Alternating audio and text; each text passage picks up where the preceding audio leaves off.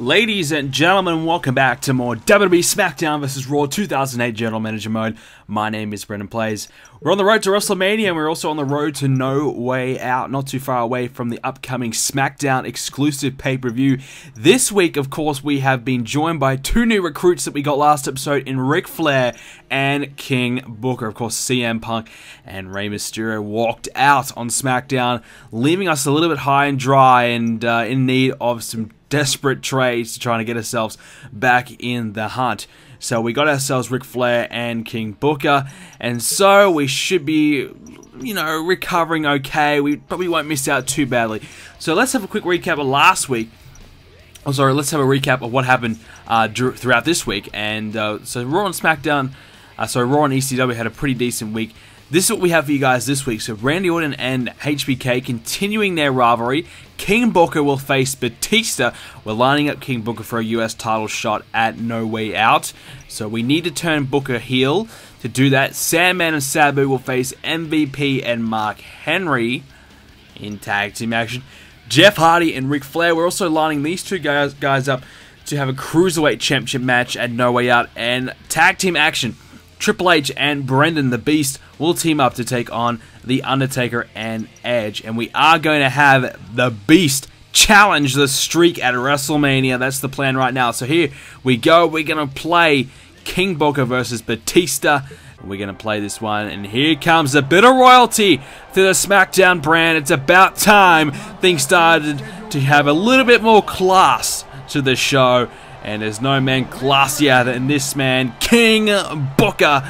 He is absolute royalty, and it's good to see him on SmackDown. And even though we did lose Mysterio and CM Punk, who both had really good popularity, probably really is going to hurt us a lot. But, I think for the sake of the series, it's good to see some fresh blood and some fresh faces here on SmackDown. And King Booker's been someone I've wanted to sign for a long time, wanted to get on the GM mode. Another one has been Bobby Lashley, and Ric Flair was a good alternative as well. So we're going to probably see if we can try and make some more trades later on and see if we can perhaps pick up any guys. So if there's anyone you want to see me sign before WrestleMania, let me know and I'll try and bring them in. I certainly have my eye on Bobby Lashley, Mr. Kennedy as well, Kane. So there's some names that I want to try and bring in, I guess, to help us get WrestleMania going, and probably bring these guys in just as like filler guys. Like we've got the rivalries set in stone, but have these guys like Bobby Lashley, Kennedy, whatever, come in and they can be that third man or that fourth man to make a fatal four, make a triple threat, make a six-man.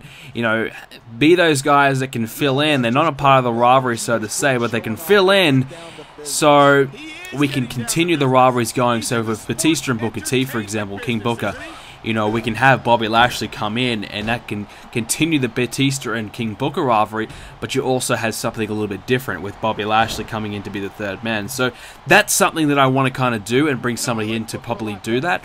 So I think Lashley, Kennedy, Kane, there probably really isn't anyone else I'm kind of looking at the moment, but certainly those are the guys that certainly have my eye. So the plan right now is for No Way Out. We want to do, of course, Shawn Michaels and Randy Orton. So we're going to continue that rivalry into No Way Out. And those guys are going to probably have a series of matches heading in towards WrestleMania. And we probably will only get the one, maybe, I think it might be just one match on WrestleMania. I'm not sure, it might be two if we're lucky. I think the best brand gets two. I'm not exactly sure, but I think we'll probably get one, and that will be our world title match. So heading into towards WrestleMania, the plan right now is we need to have long-term rivalries set in stone, so we have those two thumbed-up rated rivalries heading into WrestleMania, so we can get the best possible ratings right now. So obviously our rivalries are all, nothing's really going on. They're all, no thumbs up at all. So it's going to be difficult for the next couple of weeks to really get a good rating on our show. But if we can finish strong and perhaps get a couple of good ratings towards the end of the series, we may even sneak away with a second place, and we might just get ourselves ahead of Raw. And who knows, if we go really well, we could finish strong on ECW. So it's not really about where you go for the whole time. It's about who finishes in first place, right? So if we can come away with the win at the end, that'd be cool. There's the spinneroonie there by King Booker as he's dominating Batista right now. Batista is in some trouble, but Batista fights away and stays alive in this one. So, like I said, King Booker's a good addition to the roster. Have him against Batista for the US title, probably in a steel cage match or something like that, and No Way Out will be pretty fun. Uh-oh, the bookend! King Booker might be just putting away the US champion right now with the bookend. Is that going to be enough to put Batista away?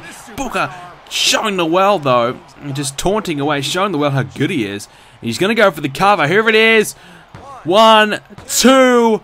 No, wait a minute. Whoa, whoa, whoa. But Booker doesn't want to end this one that quickly. He deliberately lifted his shoulder off of Batista. He wants to make a bigger statement here in his debut here on SmackDown as he takes down Batista again. So, obviously, we want to try and bring in some other guys and make WrestleMania as interesting as we can. So, WrestleMania, like I said, probably the one match, and at the moment, it's probably going to be Edge and Triple H. And I probably will do Edge and Triple H at the pay-per-view still. I mean, there's no real way. I mean, if we don't do it at the pay-per-view in some kind of way, whether it's a non-title or a title match, you know, that rivalry will cease to exist. So we need to make sure we're continuing that rivalry at all times. And that's very vital that we do make sure that rivalry is as good as it can be, because we want WrestleMania to be successful. We want to finish on a good note. And even if we don't win the GM mode war overall, I mean, if we can get second place, that'd be great. I'd be pretty happy with second place, to be honest with you. But even if we don't win the war overall, at least I know that, look, we gave it 100%. We gave it everything we had, and it's just the fact of the ratings in this game. As the series went on, we started to realize that the rating system in this game very broken and very hard to come away with a victory. Considering that, you know, Raw, the best match of Raw will be a 3.5-star match, yet overall they'll score a 4.5-star rating.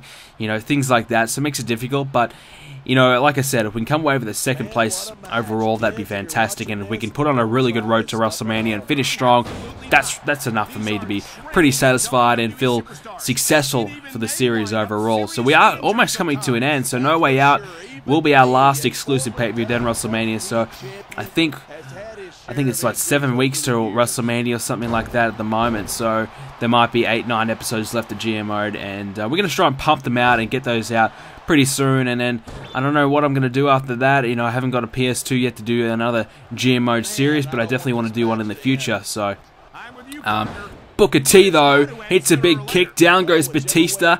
He might be looking to put Batista away. Oh, kick to the midsection. We know what this is. Here we go. Oh! There it is, the scissors kick. Scissors kick to Batista. And is that enough for King Booker to make his debut a successful one by knocking off the United States Champion Batista? King Booker has done it, and Booker may have just put himself in line for a US title shot just like that. What a debut by Booker, and the fans are not happy to see him praising and, you know, showing the world that he truly is royalty, and everyone should be bowing down. All hail King Booker as he wins his SmackDown debut. Big victory for Booker, and it's good to see him here on the SmackDown brand, and some royalty finally on the show, some class. We've needed it, that's for sure. So Booker is here, probably going to get himself a No Way Out opportunity for the US title, and we may even perhaps make it a fatal four-way with Shawn and Randy or something like that. We'll have to figure it out what we're going to do, but definitely leave your suggestions in the comment section down below what you want to see at No Way Out and at WrestleMania and heading in towards WrestleMania. Shawn Michaels, though, he knocks off Randy Orton in our opening contest. MVP and Mark Henry defeat Sandman and Sabu. Jeff Hardy knocks off Ric Flair in Flair's debut, who not a very successful one for Flair. Triple H and Brendan knock off Undertaker and Edge, and yes, we want to do Brendan and The Undertaker. We've been building the Beast up all year. Hasn't had that big victory, so we have him take on the streak. I think that would be pretty awesome to see. So 4-star for Raw, 3-star for ECW, 3.5-star for SmackDown. So 4-star, 4-star, 3.5-star, 3.5-star, and a 4-star. So that's probably a fair rating. 4-star or 3.5-star there would have been fair, so not a bad rating. And there's our rivalry so far. So Michaels, Orton, Triple H, Edge, Undertaker, and The Beast, and of course Batista, and now King Booker. So we had to turn Booker heel to be able to do that. We want to do Jeff Hardy and Ric Flair as well. and we had to turn Ric Flair heel as well to do that. So we do need to boost up Ric Flair's popularity a little bit as well. That's the plan in the next coming episodes. Try and get Ric Flair up to that 90 mark so he can have a bit of an impact at WrestleMania, or at least to the road to WrestleMania, I should say. We want to do JTG and Shad versus Mark Henry and MVP.